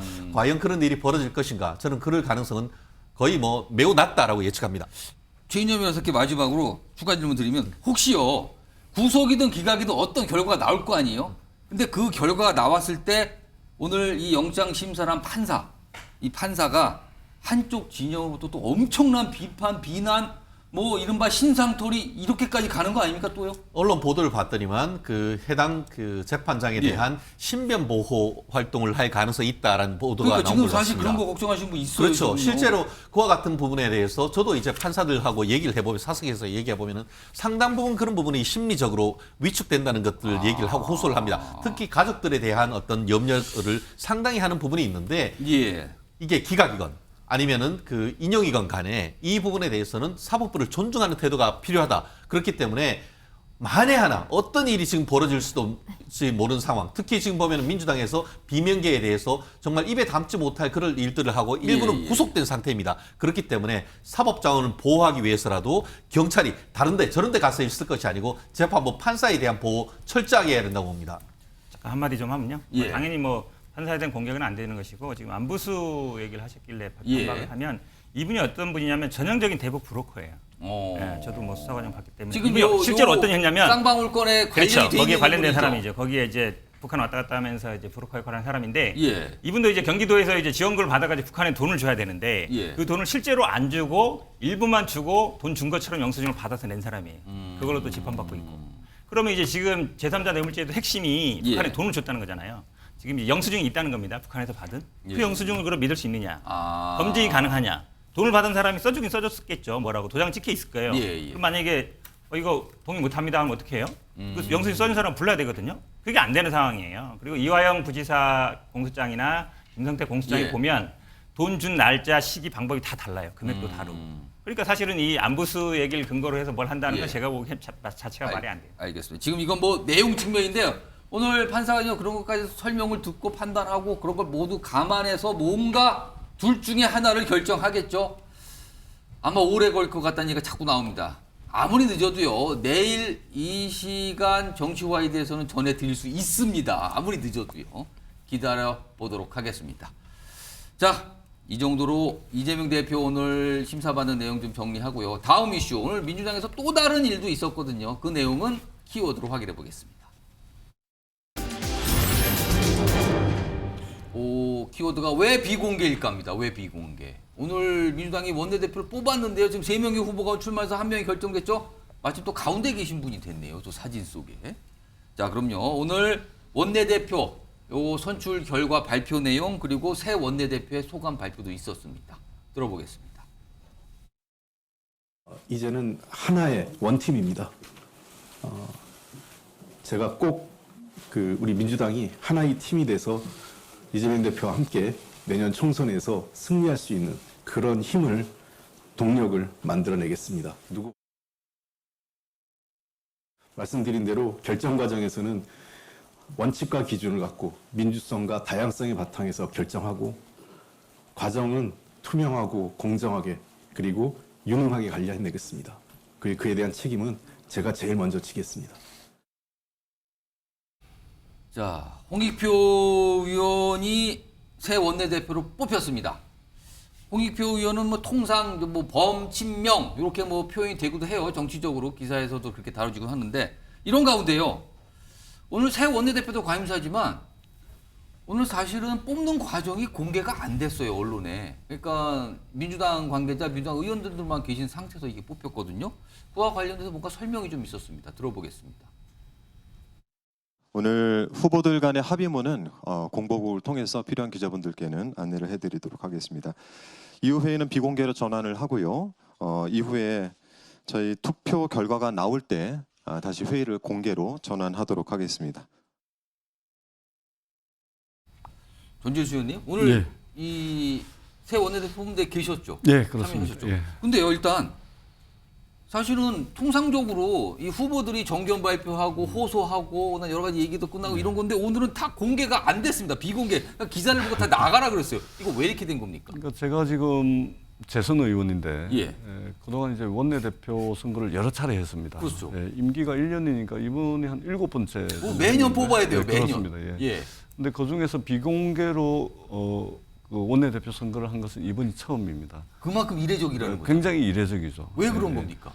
근데 이게 단순합니다. 이유는 이거 복잡하게 뭐 정치적 의미를 부여하거나 또는 뭐 정치적 분석을 할 필요까지는 없습니다. 왜 그러냐면 지금 민주당이 근래 근 몇 년 사이에 가장 극심한 지금 이제 혼란 상황입니다. 이 혼란 상황을 반영한 조치입니다. 만약에 공개되면 더 혼란스러울 수 있다고 보신 겁니까? 언론에 보도되고 그런 보도된 것에 대해서 또 의원들이 또 방송 언론에 나와가지고 또 그것에 대해서 멘트하고 그러니까 악셀레터만 계속해서 밟을 수밖에 없는 겁니다. 그럼 후보들이 정견 발표를 통해서 어떤 주장이나 입장을 내는 게 언론 쪽에 너무 알려지게 되면 그게 당한테 좋지 않다 이런 판단입니까? 그러니까 이제 미리 오늘 근데 정견 발표는 아주 차분한 분위기 속에서 굉장히 충분히 하실 말씀들 다 하시고 공개가 돼도 전혀 문제가 없는. 근데 왜 당 지도부는 이렇게 판단했어요? 지금 이제 지난번 의원총회가 요 바로 앞전에 우리가 가결이 된 날 밤 11시, 밤 11시 반까지 했던 의원총회가 저도 거기 앉아 있으면서 저도 이게 깜짝 놀랄 정도의 굉장했다라고 알려졌습니다. 지금. 굉장히 이게 상상하기 어려울 정도의 아주 극렬한 이게 좀 대립이 있었기 때문에 혹여 이제 이런 것들이 언론을 통해서 또 혹시라도. 여과 없이 뭐 그런 우려를 한 그런 조치로 받아들여지면 되고 그것은 역시 기우였다. 오늘은 상당히 잘 됐다. 그리고 원내대표 선거를 이렇게 뭐 정청래 의원 이야기를 빌리자면 빛의 속도로 했다는데 이 원내대표 선거가 어떻든 뭔가 질서를 잡아 나가는 그런 출발점이 돼야 되는데 혹여 이게 또 생각지 못한 극단적인 이 분열상이 드러나게 될 경우에는 원내대표 선거 자체가 질서 있는 수습의 출발점이 아니고 더 큰 혼란의 출발점이 될 수 있기 때문에 아마 지도부에서 그런 결정을 한 것 같습니다. 그런데 혹시- 오늘 공개를 했어도 그러게. 전혀 그런 거 없었다는데 문제가 혹시 이 지도부가 그 결정한 게 사실 며칠 전에 정책내 최고위원이 지금 사실상 이제 당대표 대행 역할을 맡고 계신데 이 원내대표 후보들에게 이재명 지키는 걸 공개 선언하라고 했는데 이런 것 때문에 부담스러웠던 거 아닙니까 혹시요? 그런 얘기 아니요, 세 분이 이제 정견 발표를 했는데요. 예. 정견 발표를 5분씩 했습니다. 예. 5분씩 했는데 전반적으로 세 분 다 공이 예. 이재명 대표 지금 이제 영장 실질 심사를 받는 이 부당성이라든지 검찰의 검찰 공화국적인 이런 예, 예. 이 본질에 대해서 다 언급을 했고요.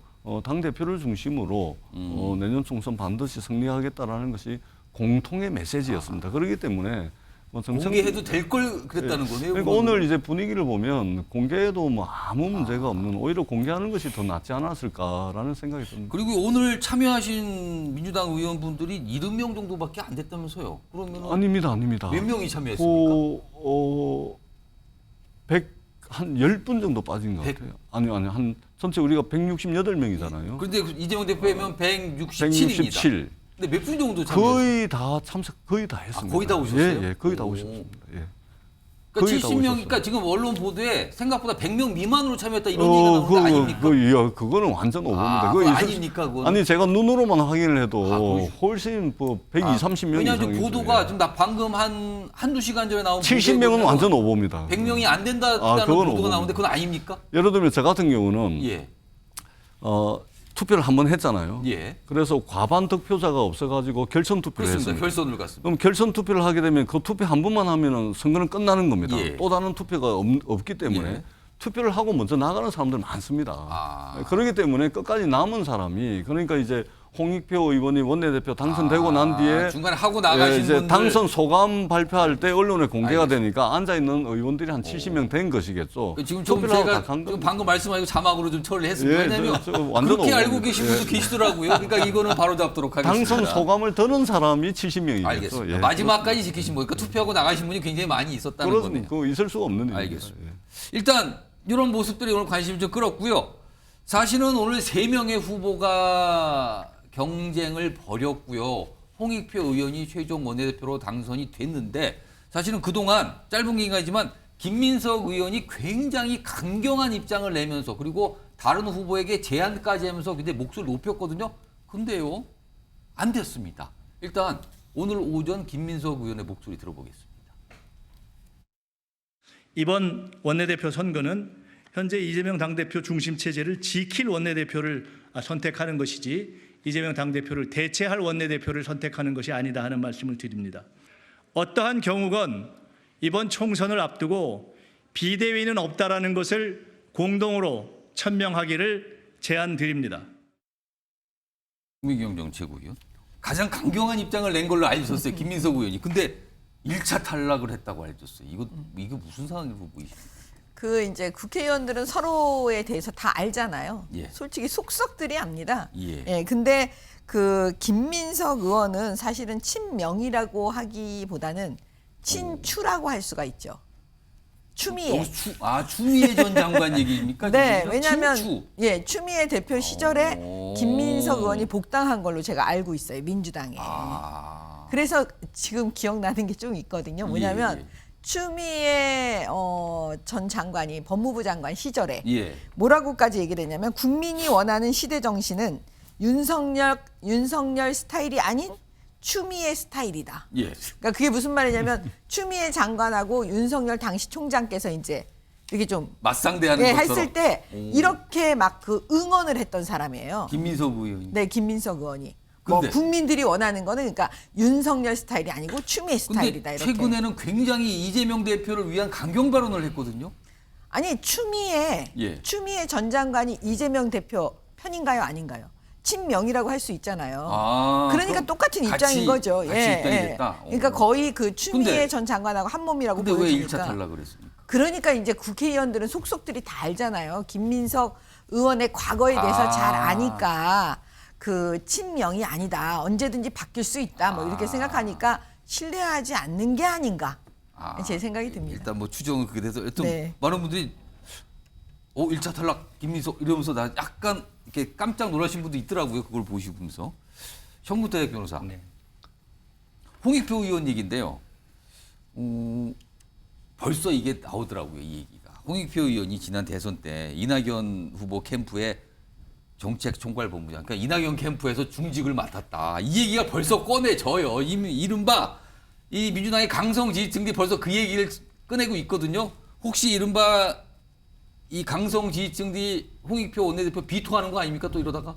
그럴 일은 없을 것 같고, 물론 뭐 거기서 캠프에서 역할도 했었고, 아마 이낙연 대표 때 뭐 당내에서도 주요 당직을 맡고 그렇긴 했습니다만, 그동안 이제 그 스탠스로 보면 아마 제가 보기에 뭐 범친명이라고 이제 통할 정도로는 아마 이제 당내에서 역할을 했던 것 같고, 저는 뭐 원내대표 선거는 안 해봤습니다만 당내에서 들리는 얘기 보면 원내대표 하려면 재수해야 된다. 그 얘기가 굉장히 많은 것 같습니다. 지난번에도 사실 박광원 의원하고 붙었었잖아요. 재수죠. 홍익표 의원이 재수입니다. 그러니까 대부분 보면은 아마 재수해서 되는 것 같아요. 그래서 제가 보기에는 모르겠습니다. 심리는 모르겠지만 그때 아마 안 찍은 분들이 좀 미안했을 수도 있고 이런 게 좀 작용 많이 하지 않나 이렇게 봅니다.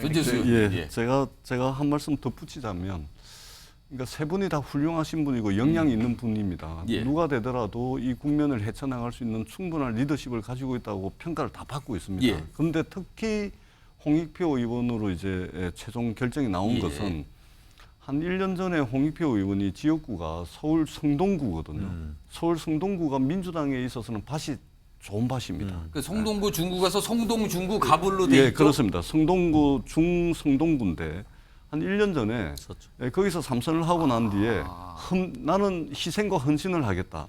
그래서 지역구를 서울에서 가장 어려운 서울 서초로 옮기겠다. 민주당으로서는 험지 중에 험지. 그렇습니다. 민주당에서는 서울에서 제일 험지 중에 험지로 옮기면서 거기로 출마하겠다. 그렇습니다. 그리고 이미 그쪽에 지역위원장이고요. 이미 옮겼습니다. 1년 전에. 그래서 희생하고 헌신하는 모습을 보여줬고.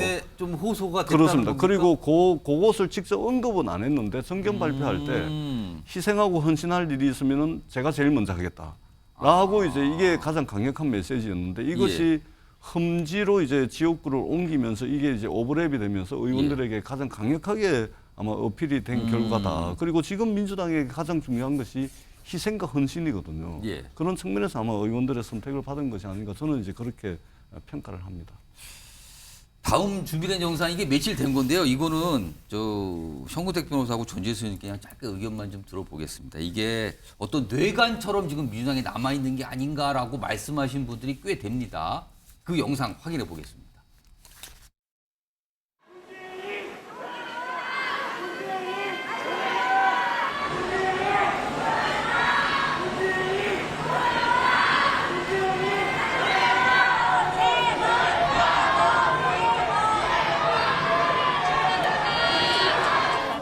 본인이 어떻게 하는가 보자. 당신이 부르는 우리는 아니야. 서울청에서 지금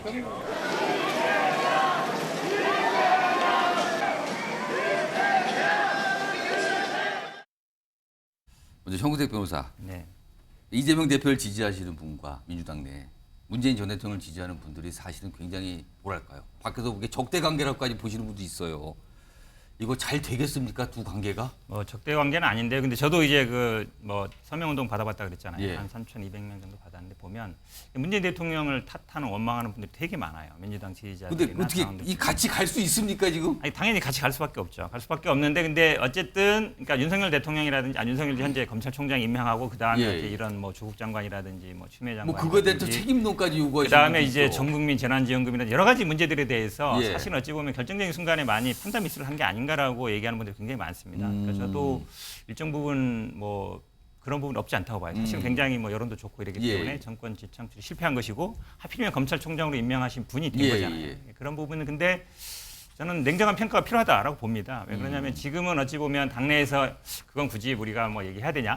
이거 얘기하면 좀 안 되는 거야. 이런 게 있는데 그래도 그거를 얘기 안 하고서 이걸 뛰어넘을 문제를 할 수는 없는 거거든요. 저는 정치적으로 냉정하게 평가할 때가 됐다라고 보고 있습니다. 전재수 의원님은 어떻게 보십니까? 저는 조금 다른 생각인데요. 이재명 대표를 열렬하게 지지하고 하시는 분들이 이제 굉장히 화가 나는 상황이었지 않습니까?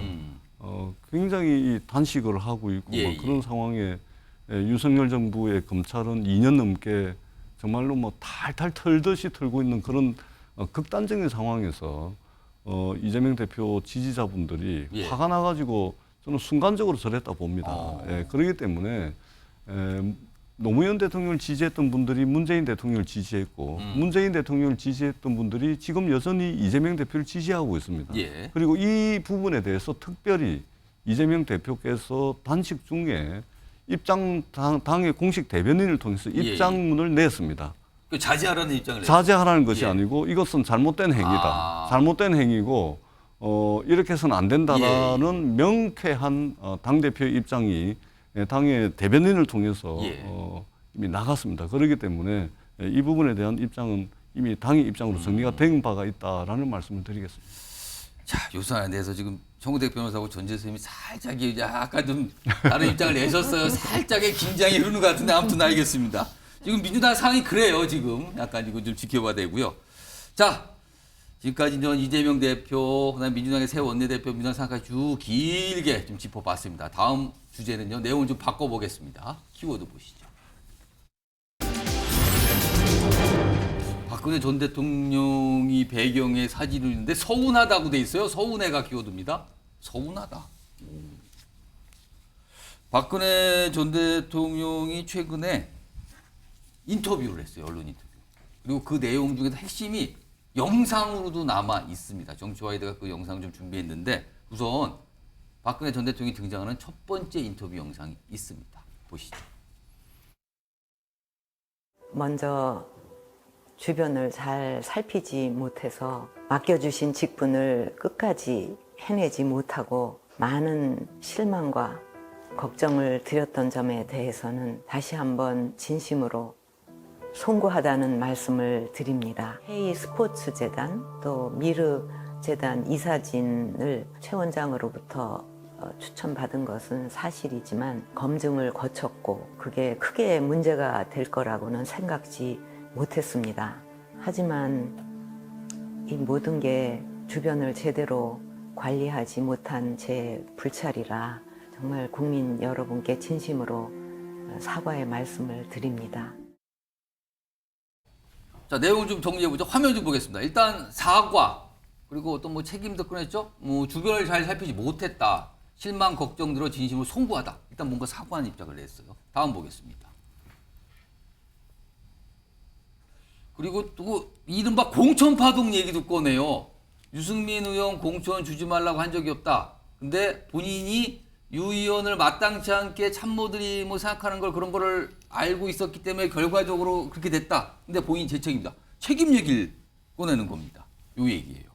자, 그러면서 지금 화면에 이 서운하다는 측면, 이 내용이 좀 있는지 모르겠습니다. 그게 준비된 게 있으면 좀 하나 올려줬으면 좋겠는데 지금 보면은 이거예요. 동생의 친구인 의원도 원내대표였던 의원도 동시에 소위 친박도 뭐 이렇게 하면서 탄핵에 찬성했다. 그러면서 사람의 신뢰와 인간에 대해 생각하게 된다. 그럼 서운한 감정을 비췄거든요. 요거요. 정미경 전 최고님. 저기서 말하는 동생, 친구, 원내대표 이게 누구 떠오르십니까? 누구를 말하는 건지? 떠올라도 말씀 안 드릴래요. 떠오르긴 하십니까 지금? 네. 그리고 소위 친박도 있는데 그것도 떠오르십니까? 그럼 혹시? 네. 근데 근데 여기에 굉장한 서운한 감정을 비쳤어요. 저는 근데 전반적으로 아까 보셨잖아요. 예. 근데 메시지가 그래도 대통령답다. 라는 생각이 딱 들어요. 일단 큰 그릇의 범위에서 잘못을 좀 인정하는 보세요. 것 같다. 지금 핵심적인 키워드는 뭐냐면 제가 뽑는다면 아무튼 제 불찰입니다. 어찌됐든. 불찰이다, 내 불찰. 예, 그래서 못 챙겼다 내가. 예, 국민들께 죄송합니다. 그러니까 저의 의도와 상관없이 이렇게 돼서 놀랬지만 아무튼 결과적으로는 다 저의 불찰입니다. 그러니까 국정농단 탄핵과 관련해서 일단 송구하고 사과한다. 그리고 특히 구체적인 내용 중에 공천파동 유승민 전 의원이 등장하잖아요. 그것은 제 본인 책임이다. 이렇게 얘기를 했어요. 그러니까 기본적으로는 이러이러한 일이 있지만 결과적으로는 제 불찰입니다. 제 책임입니다. 국민들께 죄송합니다. 이거잖아요. 이건 대통령다운 워딩이에요. 왜냐? 아무튼 그 임기를 못 채우셨고 그다음에 박근혜 대통령 탄핵으로 인해서 잘했든 못했든 여러 가지 복잡한 얘기가 있지만 국민들께 아무튼 죄송하잖아요. 그러니까 그 죄송하다는 말씀을 뒤늦게라도 이렇게 하신 거에 대해서 제가 솔직히 가슴이 뭉클하더라고요. 저 오늘 아침에 사실 기사 다 봤거든요. 예. 예. 그러면서 떠오르는 사람이 있죠. 이재명 대표가 떠오르죠. 와, 어떻게 국민들께 왜 거기는 죄송하다는 말씀을 한번 안 하나. 그러니까 잘했든 못했든. 그러면 불찰이다. 이런 거에 대해서 죄송하다. 제1야당 대표가 이렇게 하는 모습을 보여드린 거에 대해서 국민들께 너무 죄송합니다. 이런 얘기 한마디 해야 되는데 지금까지요. 한 번도 그런 얘기를 들은 적이 없어요. 그래서 이건 뭐 제 생각입니다. 아까 동생 친구 원내대표 누구 떠올란다고 얘기지만 얘기는 못하겠다 하셨어요. 아마 정치권에서 많은 분들이 머릿속에 있지만 아이 그분이구나 뭐 이렇게 넘어가실 것 같은데 그리고요 박근혜 전 대통령의 인터뷰 내용 영상이 하나 더 있습니다. 보겠습니다. 내년 총선에 별 계획이 없습니다. 다만 그 정치를 다시 시작을 하면서 이것이 저의 그 명예 회복을 위한 것이고 연관이 된 것이라는 이런 얘기는 하지 않았으면 합니다. 과거 인연은 과거 인연으로 지나갔으면 좋겠습니다. 자, 그런데요 인터뷰 내용 중에 약간 억울함을 비친 부분이 있어요. 화면 좀 보겠습니다. 바로 이 부분인데 이른바 미르 K스포츠재단 이거 굉장히 큰 논란이 되는데 당시에 대기업들이 약간 이름이 거론이 됐거든요. 출연금인데 이게 제3자 뇌물이 됐는데 본인이 납득할 수가 없다고 했어요. 납득이 안 된다고 그랬어요. 그래서 본인은 아니 그런 대기업에게 청탁도 한 적, 뭐 요구한 적도 없다. 난 납득하기 어렵다. 못한다. 이런 입장을 했거든요. 이거 최인호 변호사 이거 어떻게 판단하십니까? 제3자 뇌물에 대해서는 이거는 아니라고 지금 주장을 한 거예요. 그렇습니다. 저도 인터뷰 내용을 전부 다 읽었습니다. 예. 송구하다, 제 불찰이다, 제 책임이다. 이걸 하면서 가슴이 좀 먹먹했는데요. 근데 그 뒤에 전체적으로 다 그 내 책임이다 이렇게 탄핵된 것도 인정을 하는 분위기였단 말이에요? 딱 한 군데 걸리는 것이 지금 얘기하시는 롯데그룹과 SK그룹에 대한 K스포츠재단의 출연금과 관련해 가지고는 내가 납득할 수가 없다. 납득 안 된다. 아시다시피 제3자 뇌물은 일반 뇌물하고 달리 키워드가 하나 있습니다. 부정한 청탁이 있어야 된다. 근데 본인이 분명히 얘기를 하기를 독대도 하고 뭐 이런 것들이 있었다고 하지만 결코 부정한 청탁을 한 적도 없고 그 부분을 들어준 적도 없다라고 얘기를 했습니다. 근데 이게 유죄 나온 거 아닙니까? 그렇습니다. 그렇기 때문에 그때도 저도 이제 계속 다른 건 몰라도 이 롯데그룹, SK 이 부분에 대해서는 저도 이제 법리적인 문제를 지적했었는데 물론 대법원까지 판결이 났기 때문에 뭐라고 얘기하기는 어렵습니다. 그렇지만 오히려 지금 그 박 대통령 뭐라고 하냐면은 롯데그룹에 대해서는 고맙다. 순수한 그 어떻게 보면 애국심으로 도와준 거에 대해서 감사하다라는 얘기를 할 정도로 이 내용을 보면서 새롭게 이 부분이 추후에 재조명될 가능성은 여전히 남아있다라고 생각을 하는데요. 어쨌든 대법원의 판결은 존중을 합니다. 그렇지만 그 박근혜 전 대통령 입장에서는 결코 이 그 롯데그룹 회장과 SK그룹의 어떤 요청한 사실 자체가 없다라는 점에 대해서는 향후에 이 부분에 대해서는 모르겠습니다. 뭐 재심이 될지는 알 수는 없습니다만 적어도 그 박근혜 전 대통령 입장에서는 다른 건 내가 다 인정한다. 내가 불찰로 내 임기를 채우지 못한 것도 다 내 잘못이다라고 하지만 적어도 이 부분에 대해서는 오히려 피해를 입었던 롯데그룹, 특히 중국에서 사드의 어떤 그 부분, 이 부분에 대해서는 감사하고 그 애국심에 고맙다라는 얘기가 좀 울림이 컸던 것 같습니다.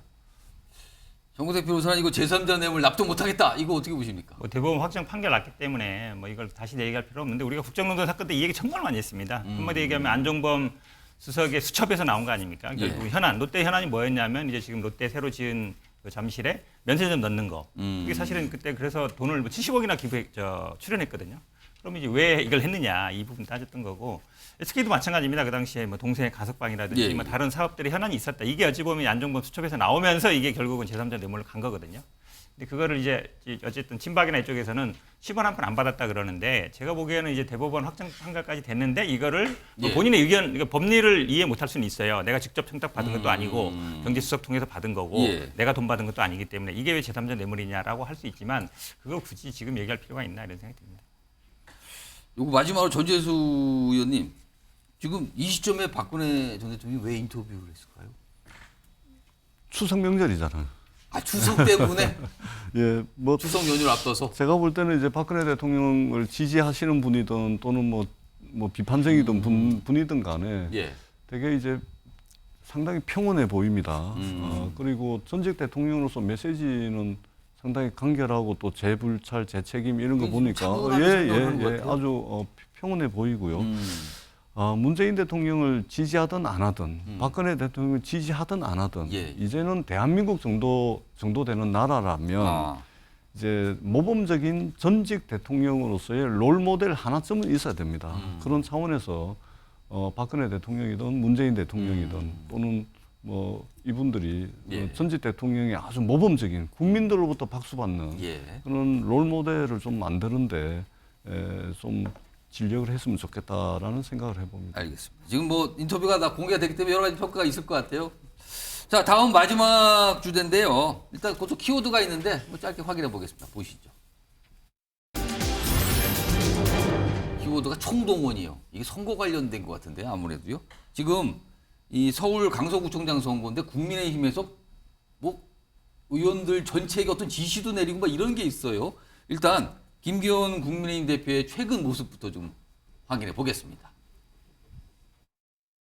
우리 당 최고위원회가 오늘 여기에 총출동한 것은 그만큼 강서에 대한 애정이 크고 깊다는 말씀을 우리 무엇보다도 강서가 많이 낙후되었다는 점을 아주 깊이 인식을 하고 있으니까 며칠 후에 답변드려 또 오겠습니다.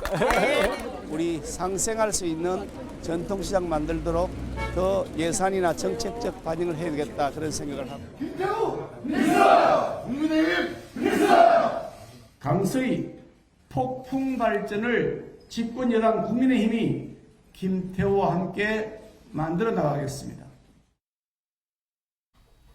김기현 대표가 거의 매일 지금 찾는 것 같아요. 강서구를요.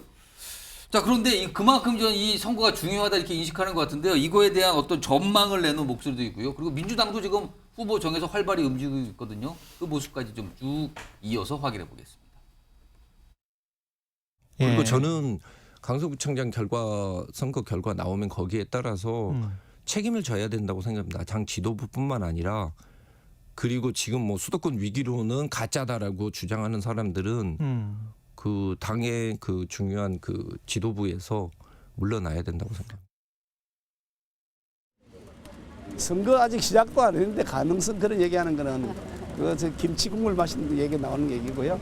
저희들은 더 열심히 최선을 다해서 강서 구민들의 민심을 얻기 위한 노력을 가열차게 해나가겠습니다.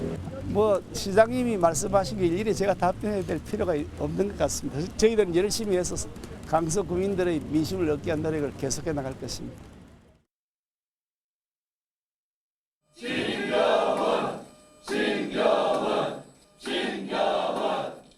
강서구에서 윤석열 정권의 폭주 기관차를 멈춰 주시겠습니까?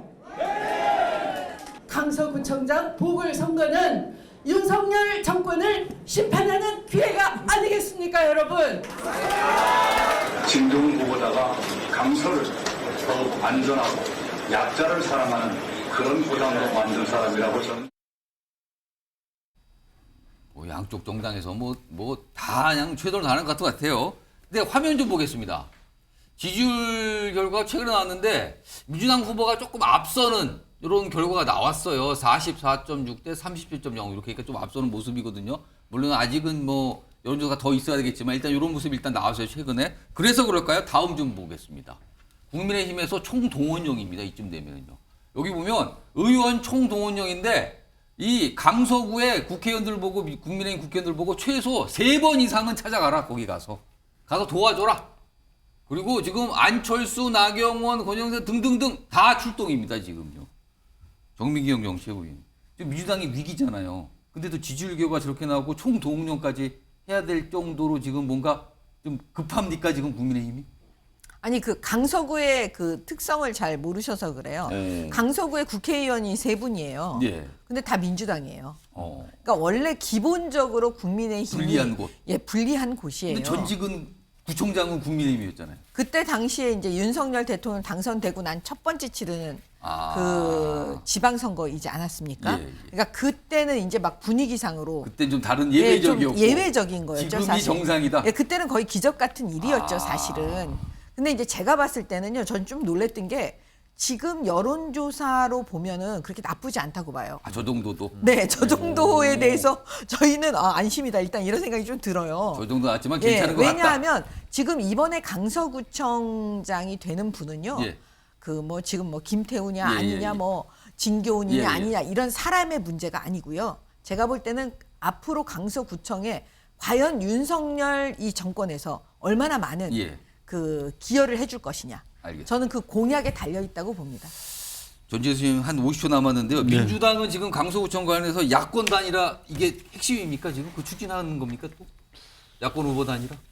내년 총선이 있기 때문에 야권 단일화가 잘 안 될 겁니다. 기왕이 후보가 냈는데 완주하지 못할 거면 후보를 안 냈겠죠. 다른 정당 입장도 그렇습니다. 그러니까 내년 총선이 없으면 야권 단일화가 논의가 시작이 될 수 있을지는 몰라도 불가능할 것 같고요. 일단은 저는 이 부분에 대해서는 제 소신이 있습니다. 지난번에 민주당이 잘못해가지고 부산시장, 서울시장 보궐선거를 했을 때 당내에서 욕을 엄청 먹으면서도 우리가 원인 제공을 했기 때문에 후보 내면 안 된다. 저는 이렇게 주장을 했었습니다. 그래서 그 욕을 좀 많이 먹었는데요. 원인 제공자가 김태우 후보입니다. 그렇게 하시면 안 됩니다. 한국 정치사에 굉장히 좋지 않은 선례를 남기게 된다라는 말씀을 드리겠습니다. 아무튼 여야가 총력전 같아요. 아무튼 치열하게 전개되고 있습니다. 지켜보도록 하고요.